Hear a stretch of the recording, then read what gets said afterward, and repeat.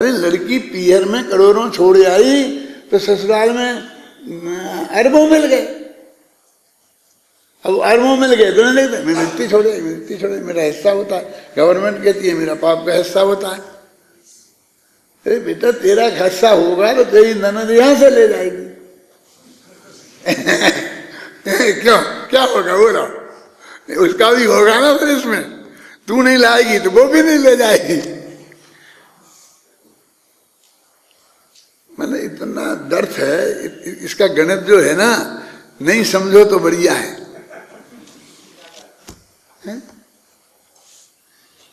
कितना महंगा सौदा है। मैंने देवलाली में समझाया था एक दफे 4-5 दिन लगातार होटानी मेरे पास आए कि दादा फिर हम ऐसा करें कि इतना पाप लगेगा, जितने मकान हम रखेंगे वो सबका पाप लगेगा। ठीक हम बेच देते हैं फिर तो पाप नहीं लगेगा। पैसा क्या करोगे, वो रखोगे तो उसका पाप लगेगा।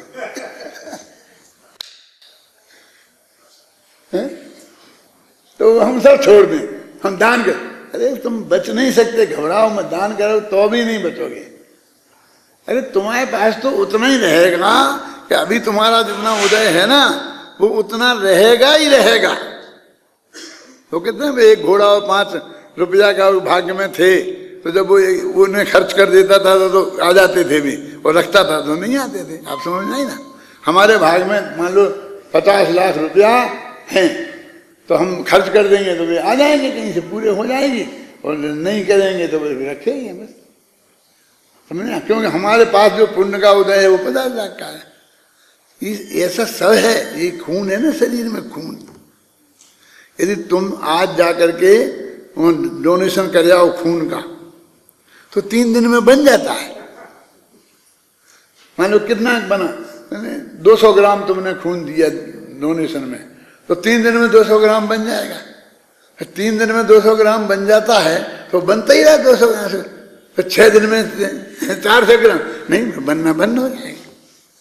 वो कुएं का पानी भी ऐसा होता है, जितना निकालो उतना ही धार से आता है, नहीं निकालो तो नहीं आता है कि नहीं बोलो। अब ये गणित किसी की समझ में नहीं आता। वो कहता है देखो पंडित जी आपको बातें गड्डी पे करना अलग बात है, जब मकान बेच के आटा दाल खरीदना पड़े तब छाती फटती है, खाना खपता नहीं है। तुम्हें क्या पता, तुमने वे दिन देखे नहीं है। क्या समझ में आए ना। रोटियां खाने के लिए मकान बेचना पड़े, नहीं तो रोटियों की व्यवस्था नहीं होगी तो नहीं होता। तो काय के लिए, मैं समझ तुम जोड़ा काय के लिए, फिर तूने ऐसा क्यों कर लिया, फिर मकान क्यों बना लिया। मकान नहीं बनाता तो नहीं बेचना पड़ता। पहले तो पक्का करना है, परमानेंट करना है, दुगना चौगने करने हैं। अरे नहीं होंगे, ऐसे नहीं होंगे, और तेरे पुण्य के उदय के अनुसार ही होंगे। और बेई भोग, कितना पुण्य तुम कमाते हो, पाप कमाते हो, कितना भोगते हो। 100वां हिस्सा भी भोगने में नहीं आता जितना तुम्हारे पास होता है। और पाप भी, घबराना नहीं, पाप में भी ऐसा ही होता है। अरे बहुत बढ़िया बात है, हमें इतना पाप किया और भोगना नहीं पड़े। अरे वो तो कर्म की एक व्यवस्था है। जैसा पुण्य का उदय आगे चला जाता हो, तुम पड़ा रहा हो, तुमने नहीं भोगा, ऐसे पाप के उदय पे तुम्हारे पाप के उदय से 10 शत्रु खड़े हो गए और तुमने खा लेने कुछ मतलब ही नहीं है। तुमने शत्रुता पाली ही नहीं, कुछ ऐसा कुछ हुआ ही नहीं। इसने तुम्हारा कोई प्रतिकूलता बढ़ती तो मैंने ध्यान ही नहीं दिया। क्या प्रतिकूलता बढ़ती कि आपकी बहुत बुराई करता था। क्यों सारे हिंदुस्तान में कि वो आप फलाने आपकी बुराई करता था, फलाने करता था, फलाने बहुत प्रशंसा करता था। मैंने कहा भैया वो तो पीठ पीछे कर रहा होगा, तुम तो मेरे मुंह पे ही कर रहे उसके नाम पे कि वो ऐसा कहता था। तो हम ध्यान नहीं देते हैं ना। कहता देखो ध्यान दो, वो ऐसा कह रहा था, उसका बहुत बुरा असर होगा। यानी वो खुद उसे कहना है तो उसके नाम से कह रहा है बार बार कि हम बुरा भी नहीं माने, क्या है। मैं कह देखा था तुम हमसे कह रहे ना, उसने कही थी ना, लेकिन उसने हम तो नहीं सुनी, तो उससे हमारा उपयोग तो खराब नहीं हुआ। अब तुम कह रहे तो हमारा उपयोग खराब हो रहा है, तो काहे को कह रहे तुम? मेरे जैसे लोग तो कहते भाई हमें नहीं सुनना, किसने क्या कहा था वो हमें नहीं जानना है। क्यों? कि हम मोटा मोटा जानते हैं कि हमने ये बात कही है तो बहुत लोग तालियां पीटेंगे, बहुत बढ़िया कहेंगे, और बहुत लोग बहुत बुरा भी कहेंगे। अपन नहीं जानते हैं, हम एक एक जानते हैं कि हम ये बात कह रहे हैं तो फला आदमी का रिएक्शन ये होगा, फला का ये होगा, फला का ये होगा, फला का ये होगा, फला कहेगा लेकिन नहीं कहेगा, लेकिन रिएक्शन होगा। जानते नहीं है, क्या करें जानकर उसको? वही जानकर क्या करें बोलो? मेरे पिताजी मेरे से कहते थे, तो कहते क्या करें, तत्व कहना बंद कर दें, जो वस्तु का स्वरूप सच्चा है वो आपको बताएं क्या नहीं बताएं, और इन सब लोगों को बताएं क्या नहीं बताएं? कहें कैसे नहीं बताओगे, वो तो बताएंगे। तो और क्या करते हैं हम? उनसे हम क्या कहते हैं? कुछ नहीं कहते हैं। जिंदगी आप कह रहे हो ऐसा हो जाएगा, वैसा हो जाएगा, कुछ नहीं हो जाएगा। जो होना है वो तो पहले केवल ज्ञान में आ गया है। सब एक एक बात पक्की पक्की नक्की आ गई है, तो वो तो तुम दिमाग में से निकाल दो। क्या क्या होगा तो नहीं होगा क्या? हम कब कह रहे नहीं होगा? हम कह रहे वो तो होगा ही, नक्की है। कि बुरा, हाँ बुरा भी नक्की है, अच्छा भी नक्की है, मुझे हम टाल ही नहीं सकते हैं, तो उसका क्या विकल्प करना? तुम तो ये बोलोगे ये जो परम सत्य बात है, खासकर कर्मबद्ध पर्याय की बात आती थी ना, तो उस वक्त बहुत कर्मबद्ध पर्याय की चर्चा चलती थी गांव गांव में, और हम बताते थे और लोग खूब विरोध करते थे डट के। और वो तो मतलब विरोध माने बातों से नहीं, झगड़ा से, लाठी चला दें, ये मेरे कर दें, चाटा मार दें और नुकसान कर दें, घर में आग लगा दें, ऐसा चलता था। अभी भी उस एरिया में चलता होगा तो मुझे पता नहीं है। क्या लाठियां चलती थी, लाठियां पर्यूषण में। ऐसा कोई मंदिर नहीं होता था कि जहां पर्यूषण में झगड़ा नहीं हो। अकेला ये एक तत्व संबंधी नहीं, तत्व संबंधी तो अभी अभी होने लगा था। और पहले तो पैसा जो होता था मंदिर में थोड़ा बहुत, वो चतुर्दशी के दिन वो कलह चतुर्दशी के नाम से प्रसिद्ध थी। इतना मंदिर में सारे पंच इकट्ठे होकर उपवास होता था, खाना वाना किसी को खाना नहीं पड़ता था, दिन भर मंदिर में रहते थे, तो इतना लड़ते थे कि उसका कोई हिसाब नहीं। गांव गांव में है ना, तो ऐसा है, वो तो होना है, जो होना है ऐसा नक्की हो जाएगा, उसमें क्या करना, उसको क्या लेकिन तत्व को छोड़ना है क्या उसके पीछे?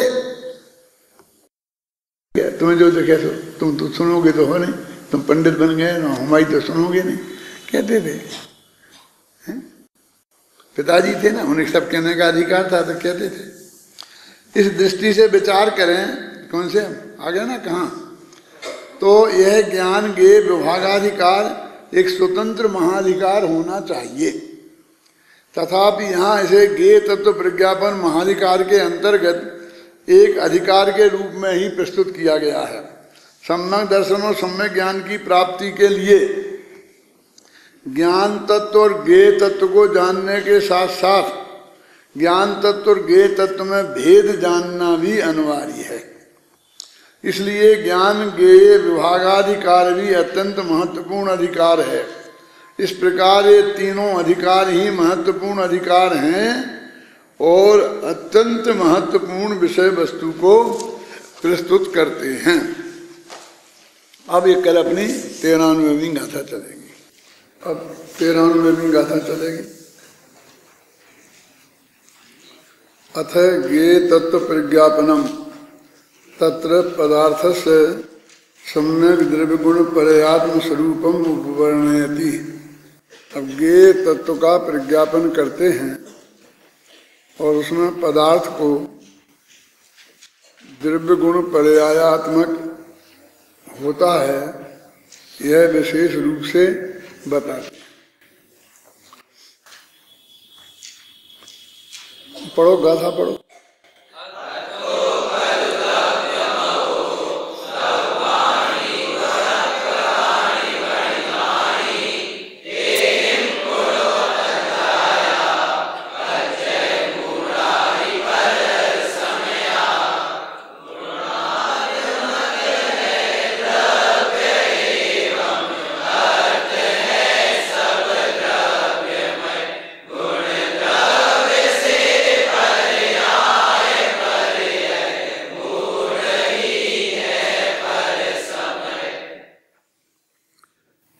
दोहा दिया है मंगलाचरण का,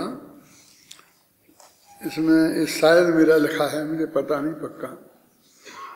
गुण पर्यायवान और उत्पाद व्यय ध्रुववान दोनों परिवार, गुण पर्याय द्रव्यम और उत्पाद व्यय ध्रुव युक्तम सत्य और सत्य द्रव्य लक्षणम, ये दोनों जो द्रव्य की परिभाषाएं हैं वो इसमें ले ली गई हैं।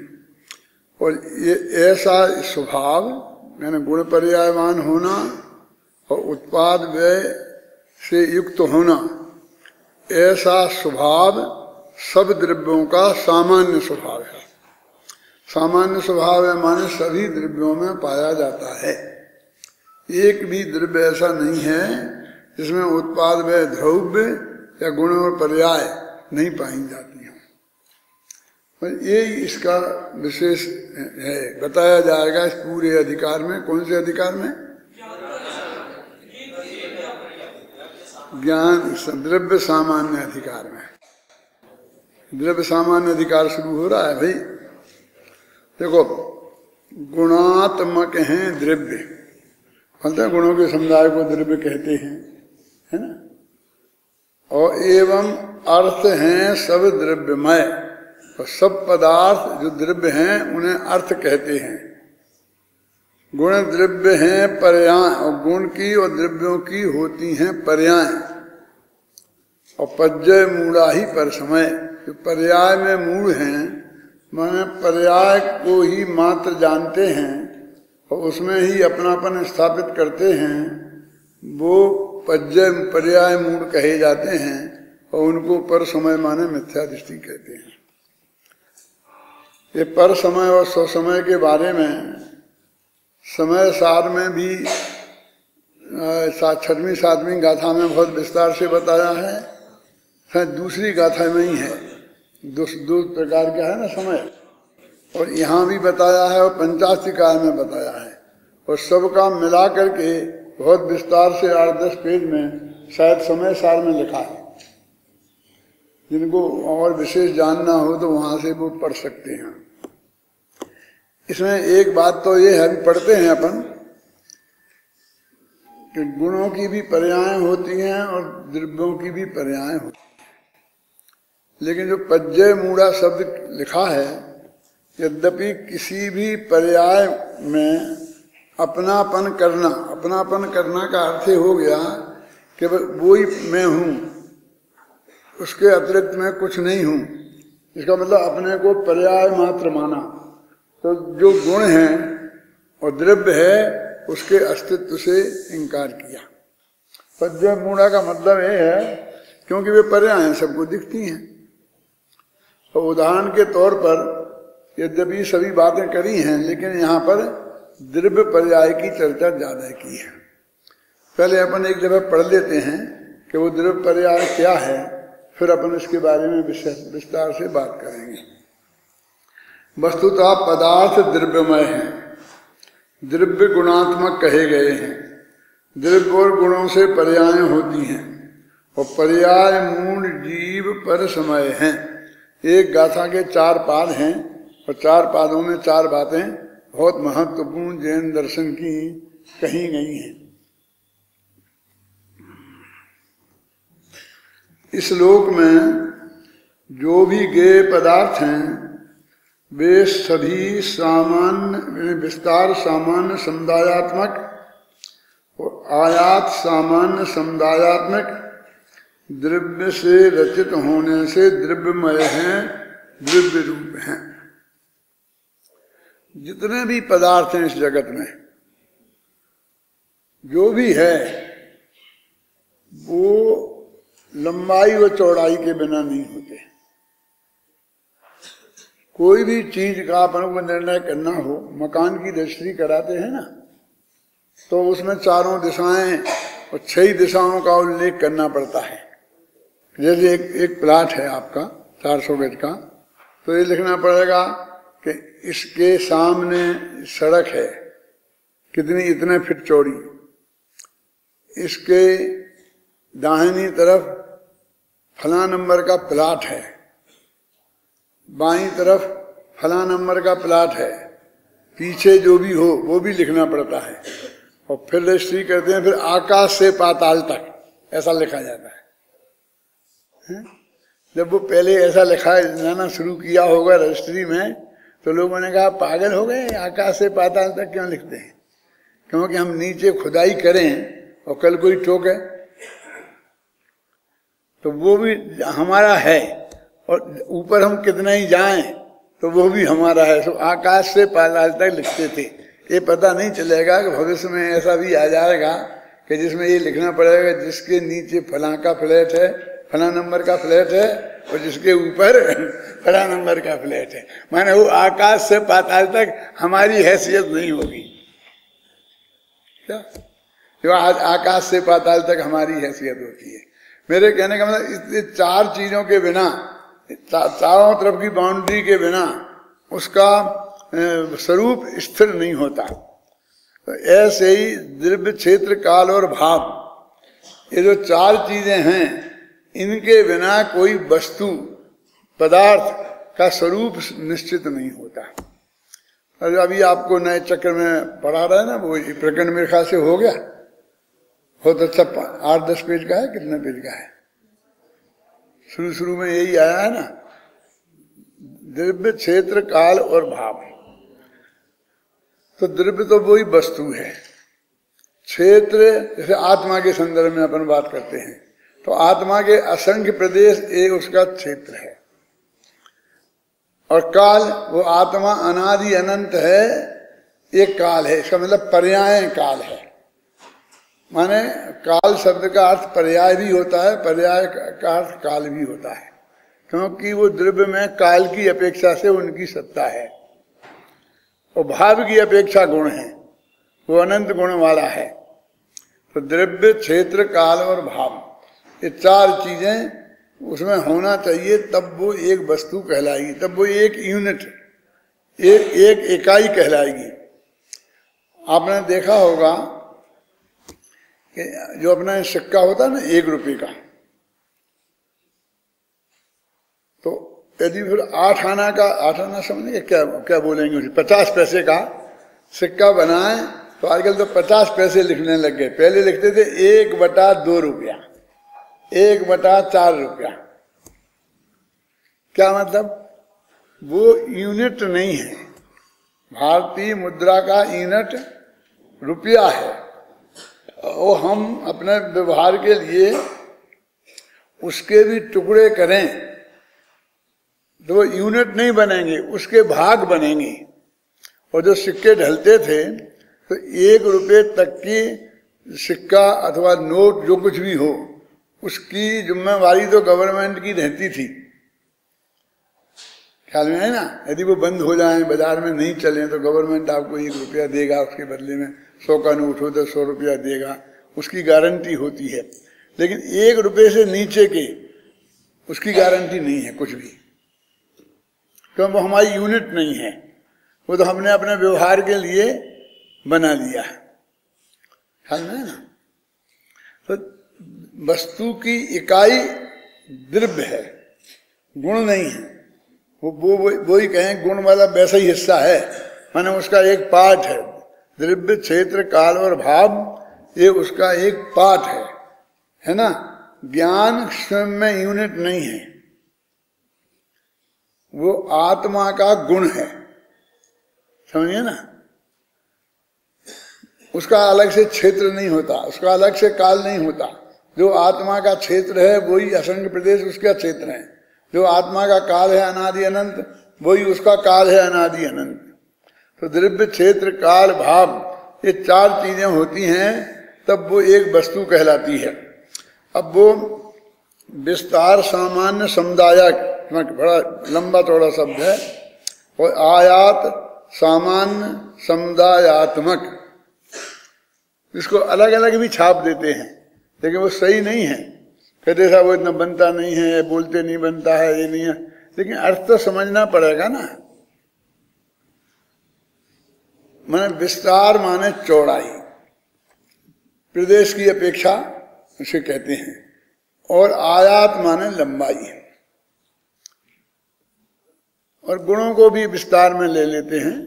वैसे मोटाई से मैं ऐसा बोलता हूं कि एक वस्तु, देखो एक किताब है तो इसमें लंबाई तो इसे बोलेंगे, ऐसे समझे, चौड़ाई इसे बोलेंगे और इसे मोटाई बोलेंगे। मतलब 3 चीजें होंगी ना, लंबाई, चौड़ाई, मोटाई। तो अपना आत्मा है तो कितना लंबा है तो क्या अनादि अनंत। कितना चौड़ा है तो कहेंगे असंख्यात प्रदेशी। कितना मोटा है तो कहेंगे अनंत गुणात्मक। मोटाई माने गुण, चौड़ाई माने प्रदेश, और लंबाई माने,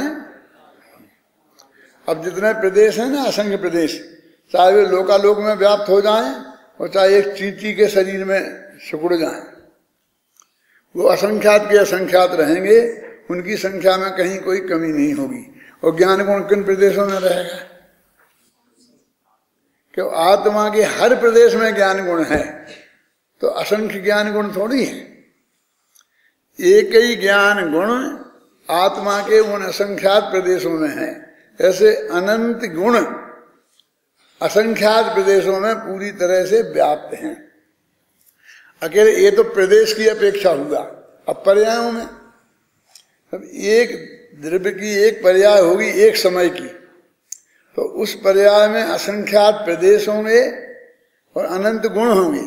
अनंत गुण की मान लो एक एक पर्याय हैं तो बेसब होंगी। अब हमको सीधा सच्चा समझ में ये आता है लोगों को कि गुण के समुदाय को द्रव्य कहते हैं, लेकिन ना इसमें शब्द पढ़ा है ना, गुणात्मक है द्रव्य। तो बस गुणों की पर्यायों को सारी पर्याय मिला के इकट्ठी कर दो तो द्रव्य पर्याय हो जाएगी। जब गुणों के समुदाय को द्रव्य कहते हैं तो गुणों की पर्यायों के समुदाय को द्रव्य पर्याय कह देंगे, लेकिन ऐसा नहीं है। तो क्या है? द्रव्य पर्याय नाम है उसका, लेकिन वास्तव में वो द्रव्य पर्याय नहीं है। ये क्या बात कर रहे हैं आप? एक द्रव्य की कोई पर्याय नहीं होती, अनेक द्रव्य मिलते हैं तो उसको अनेक द्रव्यों से मिली हुई पर्याय को द्रव्य पर्याय कहते हैं। ये कैसी विचित्र परिभाषा है। तो 6 द्रव्यों में 4 द्रव्य तो कभी किसी से मिलते ही नहीं। धर्म अधर्म आकाश और काय बिल्कुल सेपरेट रहते हैं, इसलिए उनमें तो कोई द्रव्य पर्याय होने का सवाल नहीं। जीव और पुद्गल का मिलान होता है, तो जीव और पुद्गल का मिलान होता है तो जीव है चेतन जाति का, पुद्गल है जड़ जाति का। तो चेतन और जड़ 2 जातियां हो गई ना, तो इन्हें बोलते हैं असमान जातियां हो गई, समान नहीं है। तो असमान जाति द्रव्य बोलेंगे उसे। क्या? जो दो द्रव्य एक जाति के नहीं हैं, अलग अलग जाति के हैं, उनकी मिली हुई पर्याय को असमान जातीय द्रव्य पर्याय कहते हैं। और 2 द्रव्य समान जाति के हों, जैसे पुद्गल एक परमाणु है दूसरा परमाणु है, और वे दोनों मिलें, तो एक स्कंध है हजारों परमाणु का, दूसरा स्कंध है लाखों परमाणुओं का, वे आपस में मिलें तो दोनों द्रव्य समान जाति के हैं, इसलिए इन स्कंधों को समान जातीय द्रव्य पर्याय कहते हैं। समान जातीय द्रव्य पर्याय कहते हैं ना। अब और तीसरे और किसी में होती नहीं, 2 ही है, समान जातीय द्रव्य पर्याय और असमान जातीय द्रव्य पर्याय। 2 पुद्गल तो मिलते हैं, और ये पुद्गल जीव के साथ भी मिलते हैं। जैसे अपनी मनुष्य पर्याय है तो अनंत पुद्गल के परमाणु हैं और एक जीव है, तो इनकी मिलकर के इस मनुष्य पर्याय को बोलते हैं असमान जातीय द्रव्य पर्याय। और जो इसका किताब है ये, इसको बोलते समान जातीय द्रव्य पर्याय, ख्याल नहीं ना। लेकिन दो जीव की मिली हुई पर्याय नहीं होती कभी, दो जीव आपस में नहीं मिलते। दो जीव मिलके एक काम करते ही नहीं, एक साथ एक पर्याय बनाते ही नहीं। इसलिए शरीर से तो हमारा कहीं थोड़ा बहुत रिश्ता हो भी सकता है, क्योंकि हम मिलके एक पर्याय बनाई हमने, लेकिन स्त्री पुत्र मकान जायदाद से तो कुछ होता ही नहीं, क्योंकि दो द्रव्य तो मिलते ही नहीं कभी, दो जीव नहीं मिलते ना। माने दो जीव का आपस में कभी कोई संबंध नहीं होता, मिलान नहीं होता, स्पर्श नहीं होता। स्पर्श गुण तो पुद्गल में है, जीव में तो हम स्पर्श उपचार से मान लेते हैं, ख्याल में नहीं ना। तो ये जो टोडरमल जी ने अपना परिचय में लिखा, सो असमान जाति पर्याय उपजो मानुष नाम कहा है। ज्यादातर पज्जय मूढ़ा ही पर समया, इसकी व्याख्या में ये मनुष्य पर्याय देव पर्याय जो असमान जाति द्रव्य पर्याय है, इसका उदाहरण दे करके ही समझाया है। क्यों?